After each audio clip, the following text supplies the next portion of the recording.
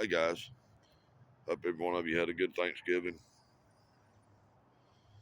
Got to see all your family. Don't ask you a question. How many of you got aggravated yesterday? How many of you got tired of running here, running there, maybe running to the store to pick up something that an ingredient that your wife may have needed? How many of you is just tired and ready to go home and just ready to lay it all? Let me tell you something.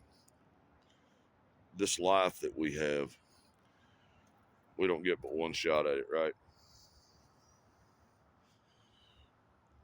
I used to complain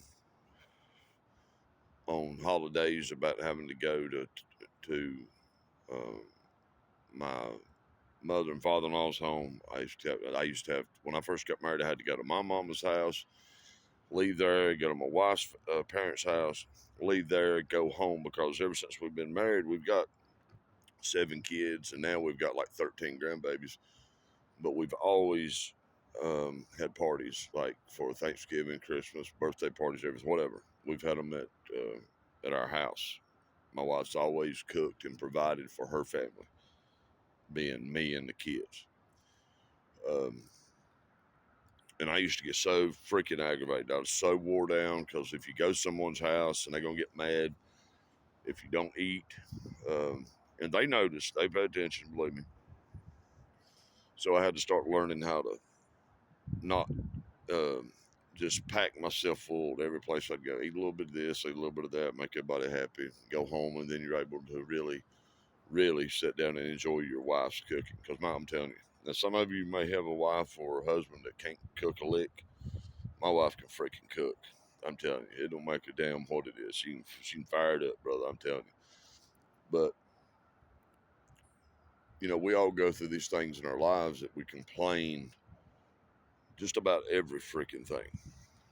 Be thankful, because one of these days, I promise you, as I'm standing here talking, one of these days, one of those households that you complain about going, these people are going to leave us. They're going to get to go home. They're going to get to go to heaven. They're going to get to leave us. And that part of your life could never start back over. It's gone.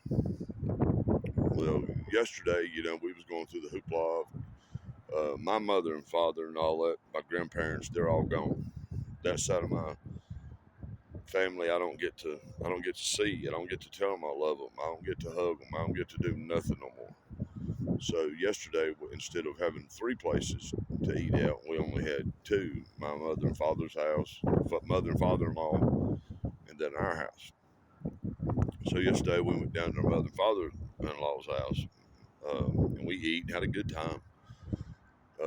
We left because we still had a little bit of cooking to do for our house for all the kids and grandbabies coming over, and we absolutely had a good time. And before we was getting ready to eat, my boys, they're boys, man. They're just dogs. They want to eat, right? So they was in there trying to pile their plates on and get with it. And we'd got a little bit ahead of ourselves because we hadn't said the blessing. My wife, she jumped right on it and she started praying. And for some reason, I've absolutely never done this. And I just kind of opened my eyes and looked up while she was praying. And I watched her. The sincereness. She even started crying, wanting to tell her kids how much she loved each and every one of them, how much she loved me, her grandbabies, and it just broke me. And so last night when we went home, I was absolutely, well, I take it back, we was home, but when everybody left and I cleaned the house up, washed the dishes, and got the house straightened back up, I laid down on the couch, cut TV on, was going to watch a movie, and I was trashed, boy. I fell asleep and didn't wake up this morning. So my wife had to go to the doctor this morning. My mom's been diagnosed with cancer. And if you've never been through it, I hope and pray that you never have to. It's absolutely, it affects every part of your life, your family, affects everything. So today, yeah, I'm smoking. I'm smoking a lot. I'm chain smoking. And I'll tell you why here in a minute. But we went to the doctor this morning. She just had got through some treatments, chemo last week. Well, this week, and then they had to go and check her blood count. And I could tell her blood count was probably low because she's really groggy. She's felt terrible. And instead of us, she'd had a plan today that me and her was going to go out and spend some time together, just me and her, right? Well, we are spending some time together, except for these couple cigarettes. I'm at Baptist Hospital in Winston-Salem with my wife. I had to rush my wife in here because her blood levels had dropped so low. The oxygen in her blood was too low. Every level dropped. So right now, they just have got the IVs in her arm, and she's waiting on having a blood transfusion. Me and my wife's been together for 35 years. Got 7 kids, 5 boys, 2 girls, 13 grandbabies, 1 on the way. We got a huge family.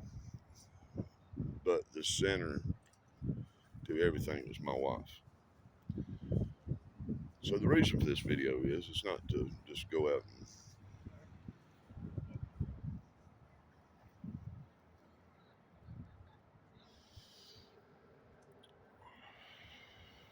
I just got told no smoking. It's out. But when you go through this, that disturbs the hell out of me when I'm outside. I don't bother nobody. I'm in a corner. But when you go through stuff like this, never take for granted who you are, who your mates are. Always tell them you love them at all costs. Even when even the little aggravation stuff that you get into, the um, the ill. Everybody's gonna get ill with one another, right? Never go to bed angry at each other. Always tell your mate that you love them, because one of these days you may be alone. And do I believe that we serve a God that can heal my wife? Absolutely. Absolutely. So don't get tied up in all the mess of getting beat down by the holidays. Know what it's for.